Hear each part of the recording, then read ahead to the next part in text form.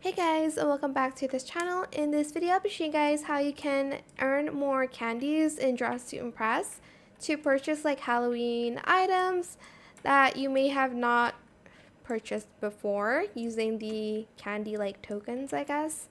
So obviously you can get it from trick-or-treating in the free play mode. I'm not going to go there. But now you can actually get candies from Lana. It says collect 15 candies. You can collect it per 30 minutes. So press E here and that's it.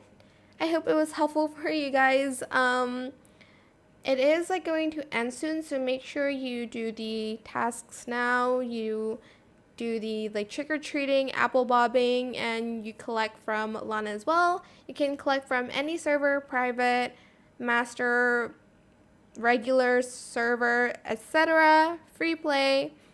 But that is it for this video. I hope it was helpful for you guys.